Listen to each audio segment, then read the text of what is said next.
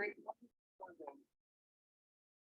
right, we are doing the 13th chapter of Life and Teachings of the Masters of the Far East. Here we go. We prepared to return to the village where we had left my associates. I found that Emil and Jast wished to go to another small village located in the valley about 30 miles from where our trail left the valley trail. I suggested that they go and I accompanied them. We camped that night at the shepherd's lodge and were up and started early next morning in order to reach our destination before dark the next day. As we were walking,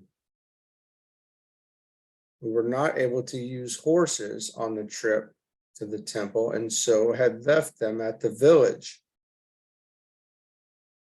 About 10 o'clock that morning, there came on a heavy electric storm and it looked as if there would be a downpour, but no rainfall. The country through which we were passing was quite heavily thick dry grass. And the country seemed exceptionally dry. The lightning ignited the grass in a number of places, and before we knew it, we were virtually surrounded by a forest fire. In a few moments, this fire was raging like mad and closing in upon us from three sides with the swiftness of an express train. The smoke was settling down in thick clouds, and I became bewildered and panic-stricken. Emil and Jast seemed cool and collected, and this reassured me somewhat. They said there are two ways of escape. One is to try to get to the next creek where there is water flowing through a deep canyon. If we can reach this canyon, which is about 5 miles away, we can in all probability make ourselves safe until the fire has burned itself out. The other way is to go on through the fire with us if you can trust us to take you through. Instantly, all fear left me as I realized that these men have proved true in all emergencies. Throwing myself, as it were, wholly upon their protection, I stepped between them and we proceeded on our way, which seemed to be in the direction the fire was raging the most. Then immediately it seemed as if a great archway opened before us, and we went on directly through that fire, without the least inconvenience, either from smoke or heat, or from the burning brands strewn along the trail under our feet. There were at least 6 miles of this fire-swept area that we passed through. It seemed to me as if we were as calm walking along the trail as though there were no fire raging around. This went on until we crossed a small stream and then were out of the fire. While we were going through the fire, Emil said to me, "Can you not see how easy it is to use God's higher law to replace a lower one when you really need the higher? We have now raised the vibrations of our bodies to a higher vibration than that of the fire, and the fire does not harm us. If senses mortal could see us now, they would think we had disappeared, when in reality, our identity is as it has always been. In reality, we actually see no difference.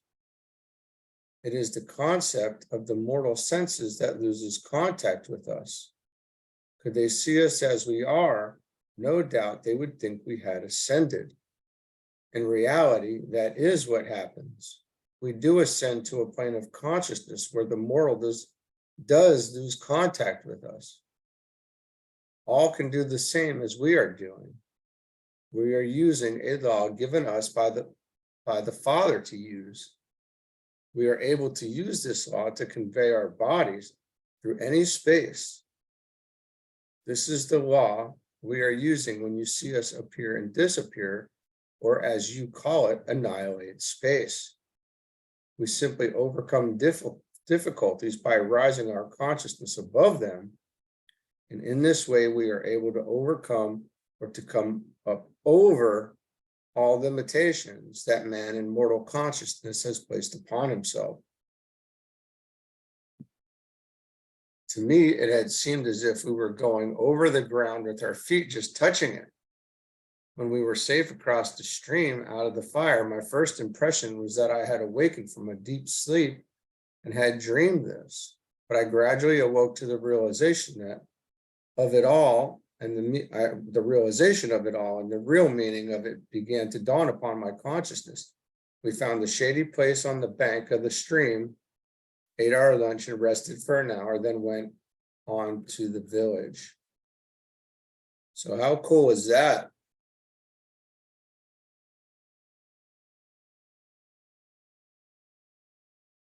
We raise our vibration to the point where you essentially dematerialize, but that doesn't mean you've gone anywhere. We've actually simply moved on past the senses, mortal senses at that.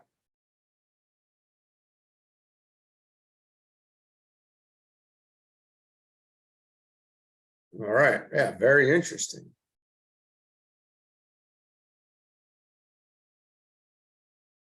And we know these realms above these lower three here, these are formless.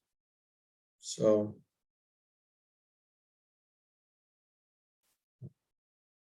it's a pretty big deal. I mean, honestly, it's a pretty big deal. It's a huge deal. And but here's what Tom and I were talking yesterday about this in particular. It's like, look, when you get to that point, this is completely normal for you. We're only enamored by it because we don't have these abilities. But whatever level of consciousness you're at for yourself, that's the norm. That's normal to you. We don't need to be wondering and be jealous or anything like that of somebody else's level of consciousness. We need to continue to work on our own and just keep raising our own to the new norm. All right, so we'll go on to 14. We stopped in a village 3 days. During these days, a wide vista of the past unfolded before me. I could see these teachings going back in the dim past to the very beginning, whence all came forth from the one source or substance, God. I could see the different offshoots of these teachings being put forth by individuals, each individual adding his concept, each thinking it was his, revealed to him by God or direct revelation from God to him alone. Each feeling that he had the only true message and that he was the only one to give his message to the world. In this way, the mortal concepts were mixed with that of the true revelation intended, and diversity and in harmony resulted.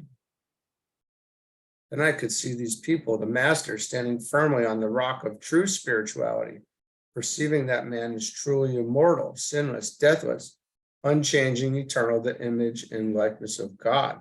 It seemed to me that further research must prove that those great people have preserved and handed this truth down the long ages in unadulterated state, in its unadulterated state. They do not claim to have all there is to give, nor do they ask anyone to accept anything unless they can prove the words themselves and do the work the masters do.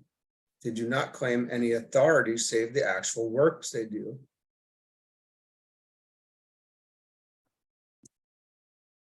Quite a number of the people from the surrounding country had congregated at the village for healing, as couriers had gone out with the tidings of the rescue of the 4 who had been captured by the snowmen. We stopped over the next day and attended the assembly and saw some remarkable cures. One young woman, about 20 years of age, who had her feet frozen the previous winter, had them restored. We could actually see the flesh grow until they were normal, and she walked with perfect ease. 2 blind people had their sight restored. One of them, we're told, was born blind. One of them we were told was born blind. There were a number of minor cases healed. After the assembly, we asked Emil whether there were many converts. He said a great many were really helped, and in that way their interest was aroused. They would for a time become workers, but the greater part of them soon fell back into their old ways of living, as they found it would be too much exertion to take up the work in earnest. The people nearly all live an easy, carefree life, and there seems to be about 1% of those that profess to believe that they are really in earnest, that believe that are really in earnest. The rest depend entirely upon others to help them when they get into trouble. Right here is where a great deal of their trouble lies. The masters say they can assist everyone that really desires help, but they cannot actually do the work for anyone. They can tell others of the abundance in store for them, but to be actually one with and of the abundance, each individual must accept and prove it for himself by actually knowing and doing the works.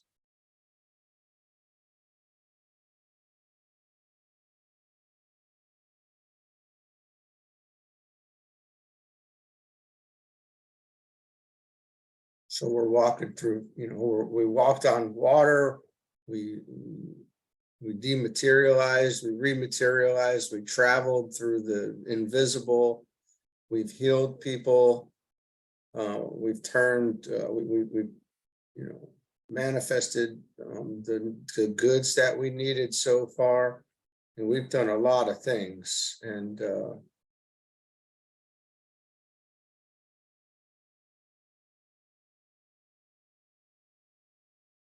they're proven these things can be done. So it's incredible. All right, let's go on to chapter 15. We had been seated but a few moments when a man whom we judged to be about 35 appeared suddenly in the room. He was introduced to us, and all shook hands with him. We were all spellbound at his appearance, for we had imagined that he would be very old. He was above the medium height, with rugged features, but the kindliest face I had ever looked upon. There was a strength of character back of every move. His whole being emanated a light that was beyond our power of comprehension. Before we were seated, Emil, Jast, and the two strangers clasped hands in the center of the room and stood in perfect silence for a few moments. Then all were seated, and the one who had appeared in the room so suddenly began by saying, You have asked for this interview in order to get a better understanding of the documents that have been read and interpreted for you. I will say that these records were made and kept by me, and those referring to that great soul, John the Baptist, which seemed to surprise you so greatly, are actually occurrences of the time he was with us here. These records show that he was a man of wide knowledge and wonderful intellect. He perceived that our teaching was true, but he apparently never came to the actual realization, for had he done so, he would have never have seen death. I have sat in this room and heard John and my father converse, and it was here that he received much of his teaching. It was here that Father passed on and took his body with him, and John beheld his passing. There are none of my family on father's or mother's side that have not taken their bodies with them in passing. This passing means the perfecting of the body spiritually until one becomes so conscious of the deep spiritual meaning of life or God that one sees life as God sees it. Then one is privileged to receive the highest teaching, and from this realm, one is able to help all. We never descend from this realm, for those who have reached this place never wish to descend. They know that life is all progress, and going forward, there is no turning back, and none wish to do so. All are reaching out to help those that are striving for more light, and the messages that we are continually sending out into the universal are being interpreted by God's children who are receptive in every part of the earth today. This is the prime object of reaching this realm or state of consciousness, where we are able to help all in some way. We can and do talk with and instruct those who are receptive and who raise their consciousness, either through their own efforts or the assistance of another.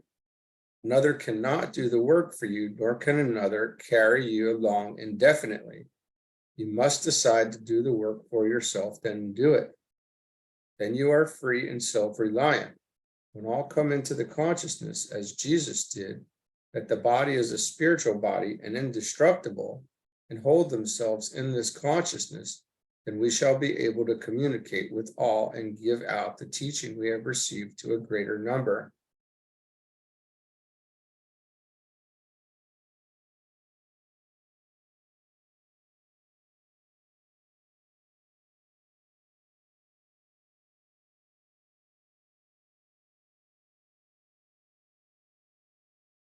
So the key words here being, when all come into the consciousness, as Jesus did, that the body is a spiritual body and indestructible, and hold themselves in this consciousness, then we shall be able to communicate with all and give out the teaching we have received to a greater number. We are privileged to know that all can accomplish all that we have accomplished, and thereby solve every problem of life. And that which has been looked upon as difficult and mysterious will be found simple. I do not seem any different to you from any other man that you meet every day, nor do I see any difference in you. We said we thought we could see something far finer in him. He answered that he is only the mortal as compared with the immortal of man. That is only the mortal as compared with the immortal of man. If you would only look for the God quality and not make any comparison, you would see every human being as you see me, or by looking for the Christ in every face, you would bring forth that Christ or God quality in all. We make no comparisons. We see only the Christ or God quality in all at all times, and in that way, we are out of your vision.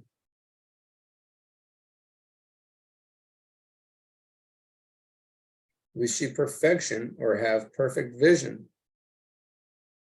while you see imperfection or have imperfect vision, until you are in contact with someone who is able to instruct you, until you can raise your consciousness where you can see and converse with us. As you are now doing, our teaching seems only inspirational in nature. It is not inspiration when we are conversing or attempting to converse with one. This is only in the nature of instruction, leading to the point where the true inspiration can be received. It is inspiration only when it comes direct from God and you let God express through you. Then you are with us.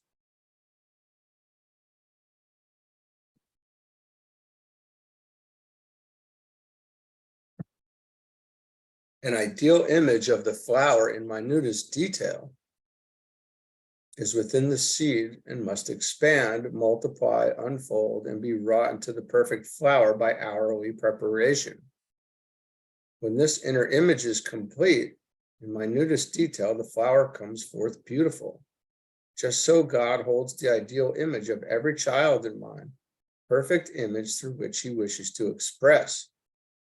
We can get more out of this ideal way of expression than the flower does if we will but let God express through us in the ideal way he has conceived for us. It is only when we take things into our own hands that the problems and difficulties begin. This is not for one or a few, this is for all. It has been shown us that we are not different from you. It is a difference in understanding, that is all. And why would we think that the rule for us would be different than the rule for all. But at the same time, I want to say it does seem that way when we're asleep or when we haven't woken up fully. Right? We're still testing how solid the ground is, I guess you could say. So all the different isms, cults, and creeds, all the different angles of all beliefs are all good, for they will eventually lead their followers to the realization that underneath all, there is a deep factor of actuality that has been missed, a deep something that has not been contacted, or they have failed to contact that which rightly belongs to them, which they can and should rightfully possess. We see it as the very thing that will eventually drive man to possess all. The very fact that man knows there is something to possess which can be possessed and which he has not will goad him on until he has it. It is in this way every step in advance is made in all things. The idea is first pressed out from God's into man's consciousness, and he sees there is something ahead if he will but go on. Here man usually blunders and fails to recognize the source from which the idea came, but thinks that it came wholly from within himself. He gets away from God, and instead of letting God express through him the perfection God sees for him, he goes on and expresses in his own way and brings forth imperfectly the idea which should be perfectly wrought or manifest. If he should but realize that every idea is a direct, perfect expression from God, and as soon as this idea comes to him, he would immediately make it his ideal to be expressed from God. He would immediately make it his ideal. See, just one word said the wrong way makes such a difference. He would immediately make it his ideal to be expressed from God. Then take his mortal hands off and let God express through him the perfect way. This would come forth perfect. This ideal would come forth perfect. Here we must realize that God is above the mortal, and the mortal cannot help in any way. And that this is the perspective switch, going from the cause to the effect, as we had just seen in the Yoga Sutras and the previous books. And we could talk about this all the time. This is where we are mistaken. This is the mistake. We are wrong, and it's hard to believe that we're wrong, but this is where we are wrong. And I'm so glad I found this.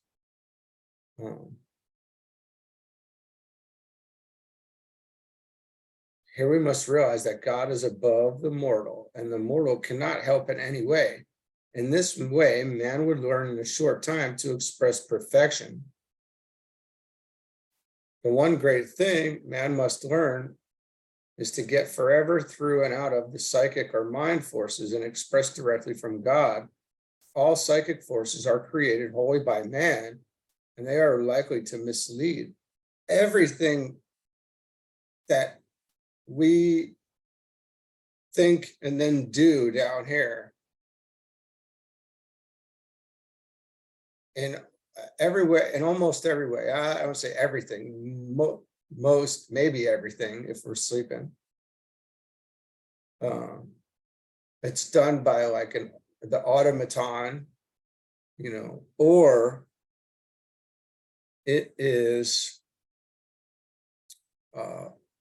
it's a misleading, it's a misperception. We're mistaken about what is actually supposed to be going on here, what is going on here. And then when we realize it, we realize, oh, we created this whole life and this whole scenario out of ignorance, essentially.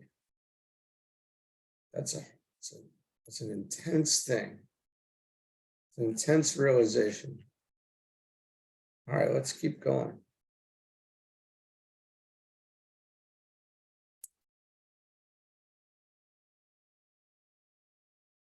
Here the talk ended, and the understanding that all should meet. Here the talk ended with the understanding that all should meet at breakfast. We were up early next morning and ready for breakfast at 6:30. As we left our lodging, we met our friends going in the same direction, walking along and conversing the same as ordinary mortals. They greeted us, and we voiced our surprise at meeting them in this way. The reply was, "We are only men the same as you. Why do you persist in looking upon us as different? We are in no way different from you. We have only developed our God-given powers to a greater extent than you."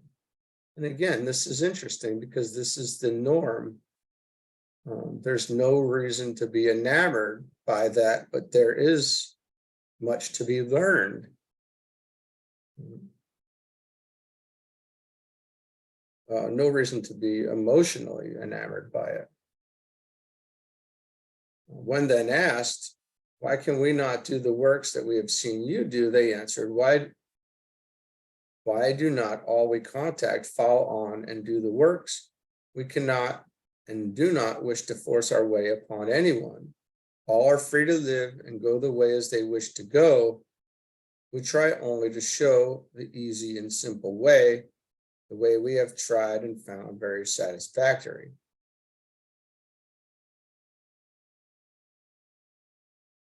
This is that free will. And this is also, I want to say, based on the impetus of the soul. You're not going to go further unless you're being pulled, called, however you want to look at it, unless the road is being paved out in front of you, we would not be going any further. We would not, will not, and could not. So this is something that I don't believe I don't believe anybody's going to say this is the free will thing in a way. And it has to do with your intent, but back behind this, that's as much as there is for the individual, almost the sincerity and intent behind it. That's all that's required in cooperation by the mortal. Everything else is really being caused, and we see the effect again. I don't know that to be true, but it seems that's what come to me as I'm reading this. So I figure I'll say it.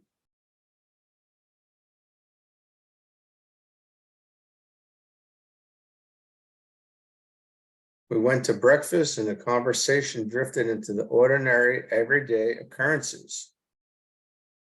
I became lost in wonder. Here were 4 men sitting opposite us at the table. There was one that had lived upon this earth about 1,000 years. He had so perfected his body that he was able to take it with him wherever he desired. His body still retained the buoyancy and youth of a man of 35 years, and this perfection had been completed about 2,000 years. Next to him sat a man that was the 5th in line or regular descent of the family first mentioned. The second had lived upon this earth for more than 700 years, and his body did not appear to be a day over 40. They were able to converse with us the same as any other men would converse. There was a meal who had lived for over 500 years and appeared to be about 40, and Jast, who was about 40 and appeared to be about that age. All were conversing together like brothers, with not a hint of superiority, all kindly, simple, and yet well-grounded and logical in every word uttered, with no trace of the mystical or mysterious about them, just plain humans in daily intercourse with each other. Still, I could scarcely realize that it was not all a dream. After breakfast, when we arose from the table, one of my associates started to pay for the meal. Emil said, "You are our guests here," and held out to the lady in attendance what we thought was an empty hand. But when we looked a second time, there was just the amount of money necessary to pay the bill. We found that our friends did not carry money with them, neither did they depend on the others for their supply. When money was needed, it was right at hand, created from the universal. We walked out of the house, and the man that was with the number 5 party shook hands with us, saying that he must return to his party, and disappeared. We made a note of the time of his disappearance, and afterwards found that he appeared with his party within 10 minutes after he had left us. We spent the day with Emil, Jas, and our friend of the records, as we called him, and wandering over the village and the countryside, our friend recounting in detail many instances which happened in the time of John's sojourn of 12 years in the village. In fact, so vividly were these instances brought to our minds that it seems as if we were back in the dim past, walking and talking with this great soul who, to us before this, had seemed but a mythical character conjured from the minds of those who wished to mystify. From that day on, John the Baptist had been a real living character, so real to me, it seems as if I can now actually see him walking the streets of the village and countryside and receiving instruction of those great souls about him, the same as we walked the streets of the village and countryside that day, yet not able to grasp the fundamental truth of it all. After tramping all day, listening to the most interesting historical occurrences and hearing records read and translated on the very spot where the incidents took place thousands of years before, we returned to the village just before dark, thoroughly tired. The 3 friends who were with us and had walked every step of the way as we had walked were not showing the least sign of fatigue or weariness, whereas we were begrimed, dust-laden, and perspiring. They were cool and at ease. Their garments were as white as flesh and spotless as when we started out in the morning. We had noted during all our journeys with these people that none of their clothing became soiled.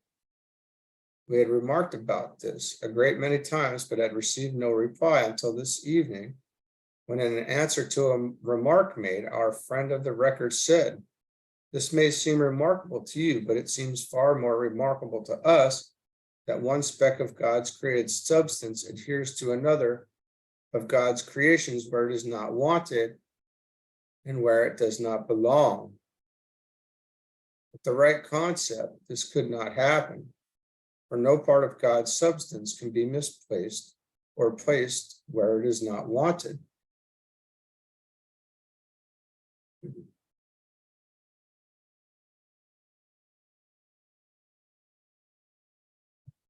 Then in an instant, we realized that our clothing and bodies were as clean as theirs were.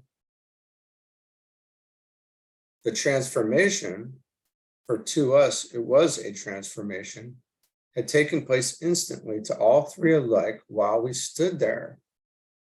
All fatigue left us, and we were as refreshed as though we had arisen from bed and had our morning bath. Here was the answer to all our questions. I believe we were retired that night with the deepest feeling of peace we had experienced at any time thus far throughout our sojourn with these people. All our feeling of awe was fast giving place to the deepest love for these simple, kindly hearts that were doing so much for the benefit of mankind, or their brothers, as they call them. We began to look upon them as brothers. They took no credit upon themselves, saying it was God expressing through them. Of myself I can do nothing. The Father that dwelleth within me, he doeth the works.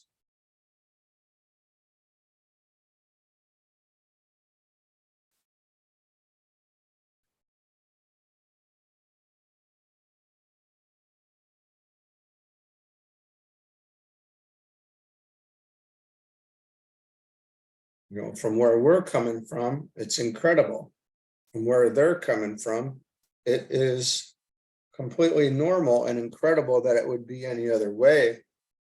At this point, it'd be interesting to know if they really remember or would even care to think of or remember what it would have been like in the past at whatever point when they were in, like us or living in these phases that we're in and prior to.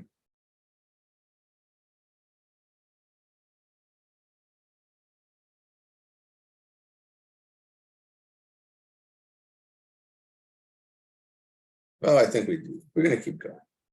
We were up the next morning with every faculty alert with interest and wonder for what that day would reveal. I guess this would be a pretty incredible trip. I'd be up and excited every morning too.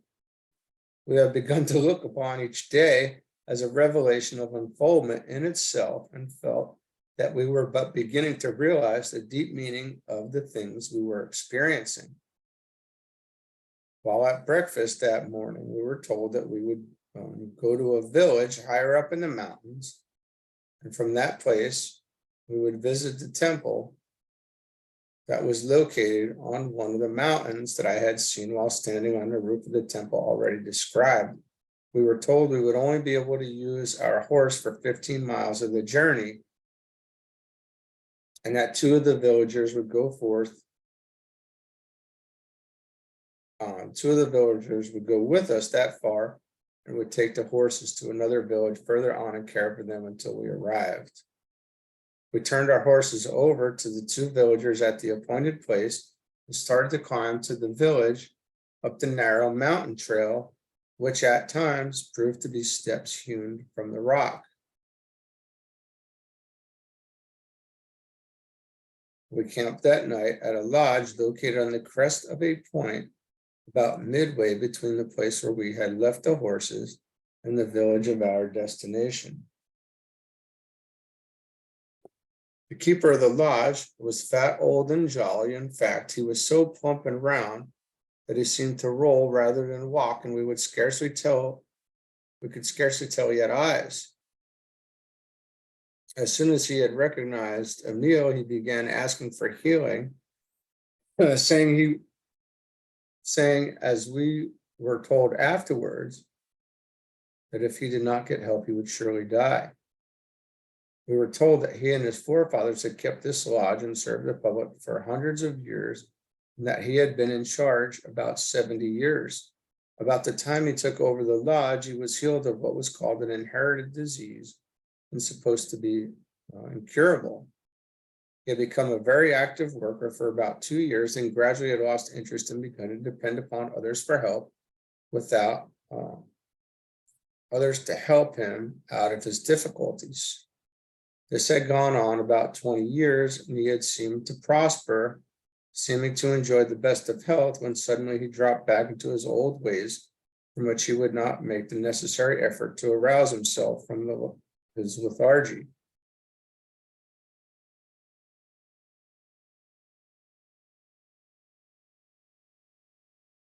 We found that his case was only a fair example of thousands of others. These people live simply and easily, and anything that requires an effort becomes a burden to them very quickly. They soon lose interest, and their prayer for help becomes a mechanical sound instead of something other with deep meaning or desire.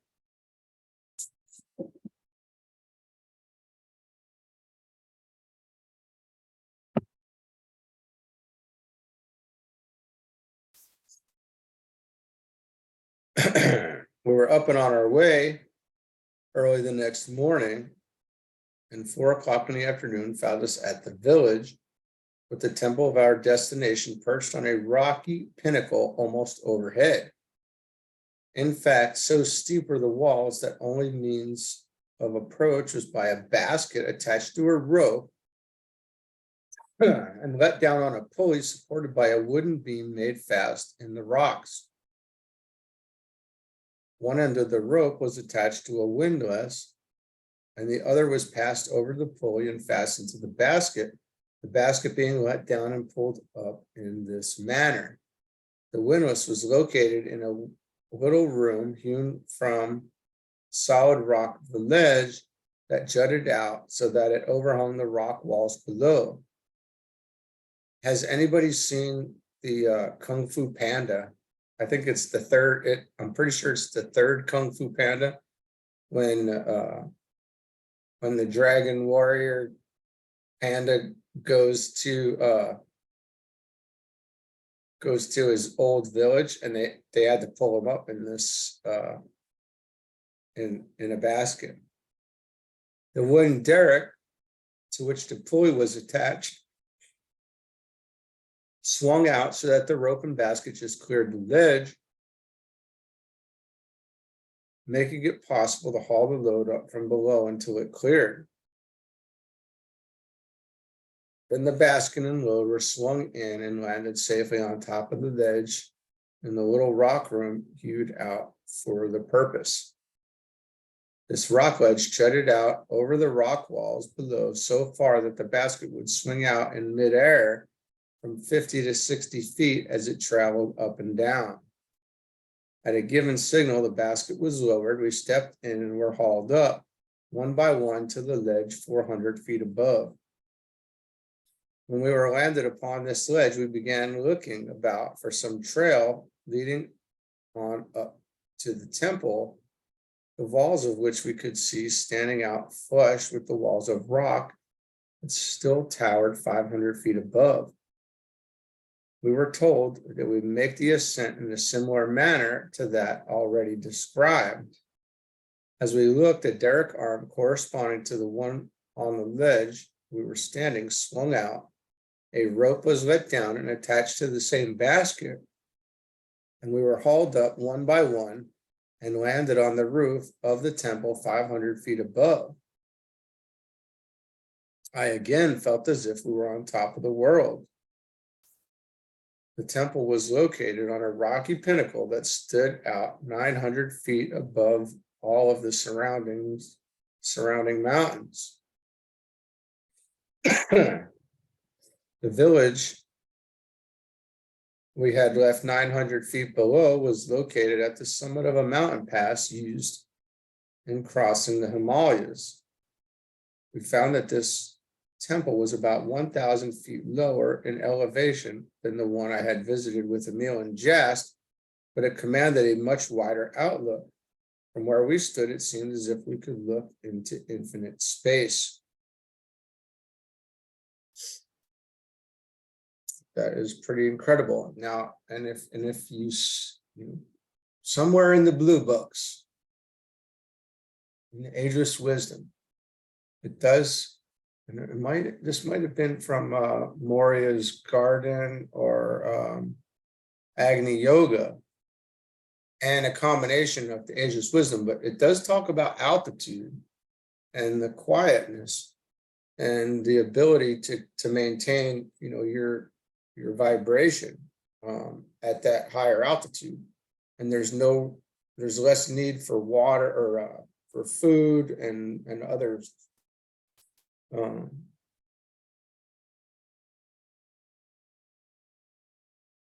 Very interesting. And it would make sense that, they would go there for, to have a very, maintain a pure vibration or frequency, however you want to call it.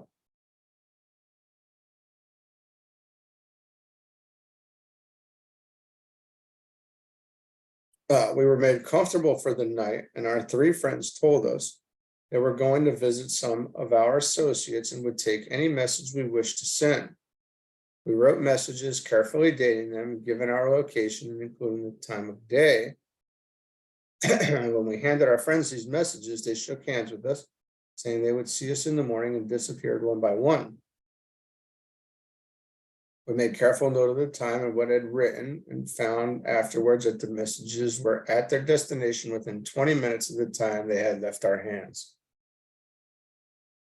I have a tickle in my throat.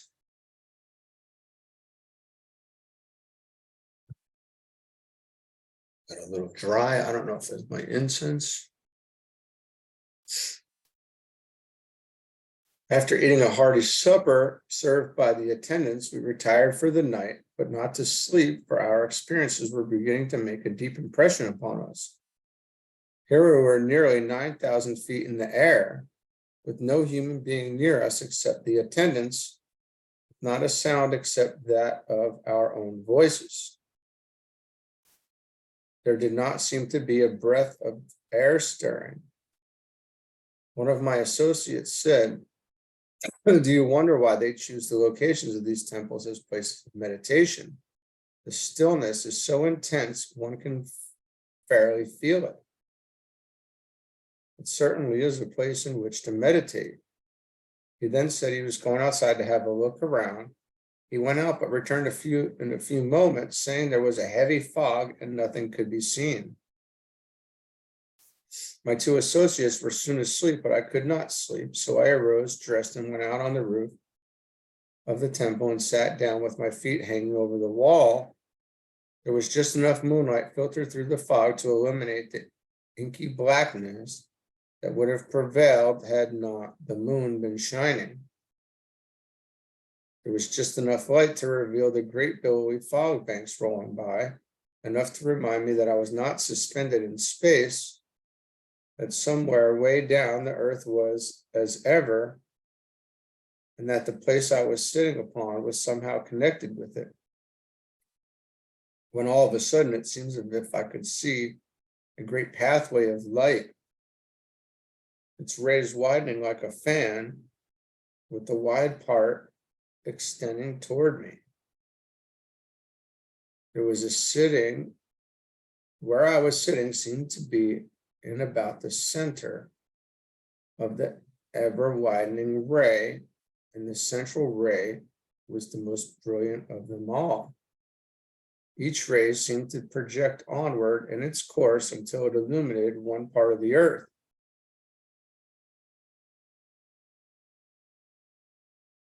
Each illuminated its own particular portion of the earth until the whole blended in one great white ray. Looking far ahead, I could see all gradually converging until they ended in one central point of intense light, so white that it seemed transparent and crystal. Then instantly it seemed as if I stood out in space looking at it all. Looking far down the white ray, I could see what seemed to be specters of the faraway past marching on in ever increasing numbers, but in solid ranks until they reached a certain place. Then they separated wider and wider until they filled the whole of the light. Until they filled the whole of the light ray and covered the entire earth. They all seemed to emerge at first from one central white point of light. They seemed to come forth from this point, first one, then just ahead were two, and just ahead of them were four, and so on until they reached a place of wide divergence, where they were about 100 abreast in solid fan-like array. When they came to the point of wide separation, they suddenly scattered widely and occupied all the light paths, and each marched on more or less alone until they seemed to occupy the whole earth. When they had occupied the whole earth, it seemed the rays had reached their widest expanse. Then they grew gradually narrower and narrower until the rays again converged into one point from which they had started. The cycle was complete, and they entered again one by one. Before they entered, they formed a solid array, 100 abreast, gradually closing up until they became one, and that one entered the light alone. I suddenly aroused myself, and thinking that this was rather an unsafe place to be dreaming, I went in and retired. All right, so this is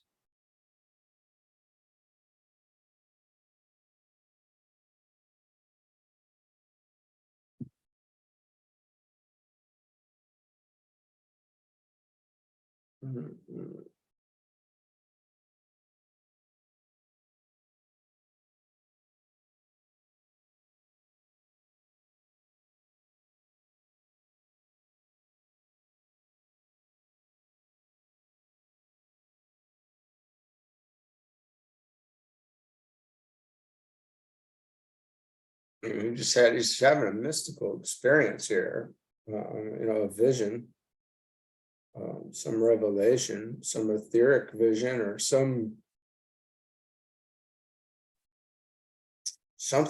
and some level of initiation taking place here, on the mountaintop. I don't know. It was very interesting though.